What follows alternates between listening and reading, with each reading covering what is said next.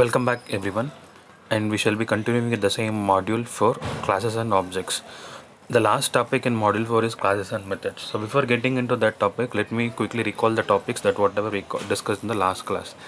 The last topic we discussed about what is called classes and functions. And you know what is the meaning of function, what is the purpose of function. And we have seen two things, right? One is called a pure function, one is called modifier. I've sent you an example like a function which is holding two parameters, namely x and y.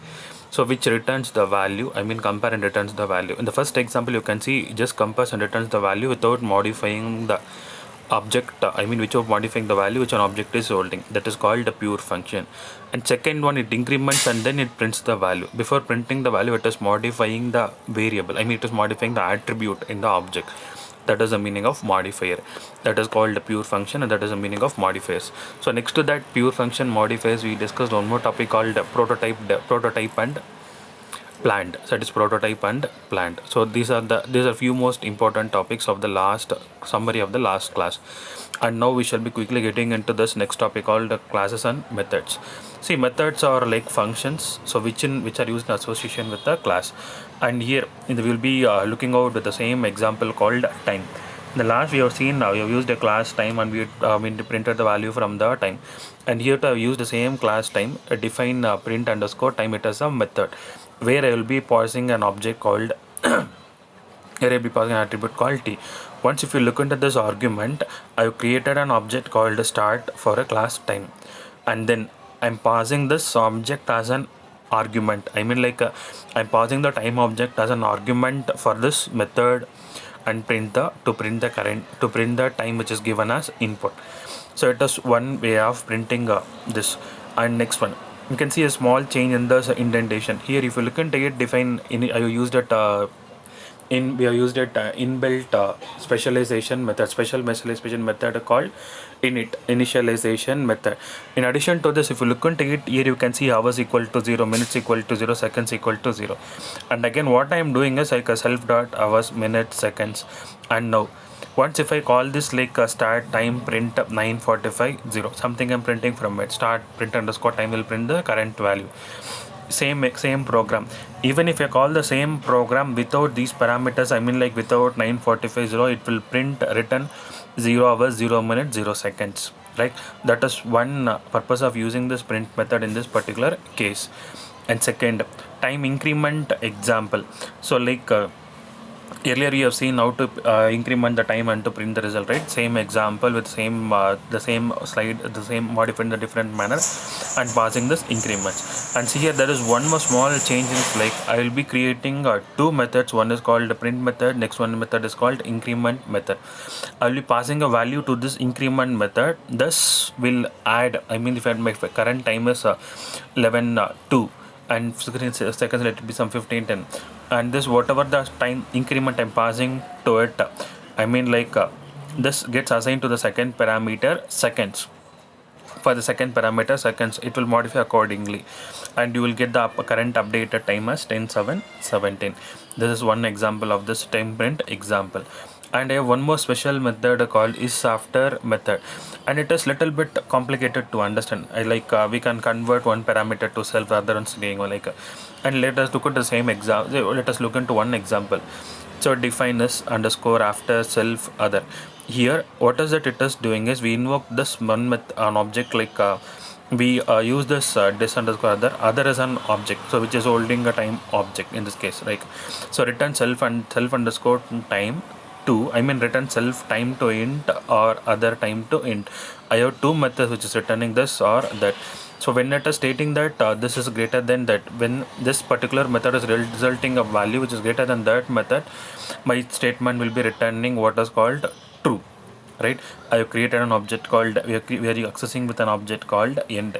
Same example, little bit more complicated manner. So what it is doing is, it is along to this comparison, it is incrementing and then printing the value. It is one small complication of this, one small complicated example. And next, the initialization method. So it is a special method that is invoked and object is created, which we have discussed in the first class about this initialization method.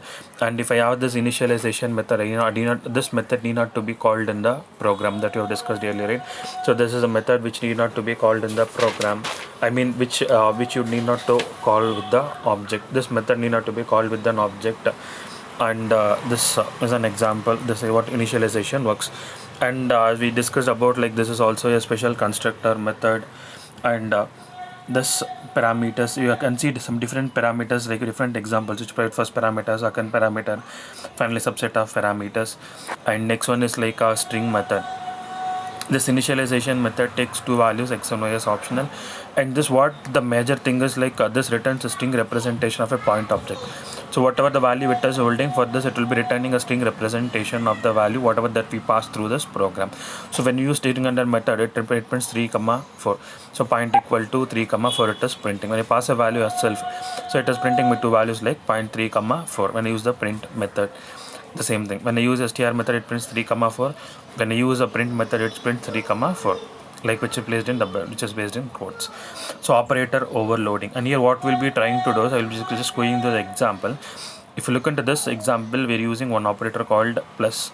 I mean, like, I'm adding 2 points, 3, 4 plus 5, 7. So I've used initialization object, I used an initialization method and then string method and then add method.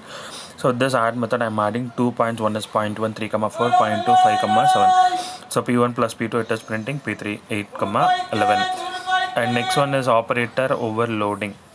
Operator overloading, you know what is called meaning of operator overload. The expression P1, P2 is evaluated to, I mean, like, how two expressions can be evaluated. That is operator overloading.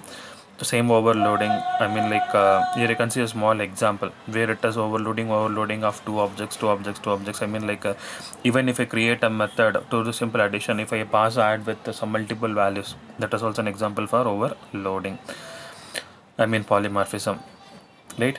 And this is the best example which it is given in your textbook. I mean, like, what I'm doing is see, instead of this, you can go with an example which is given in your textbook, right?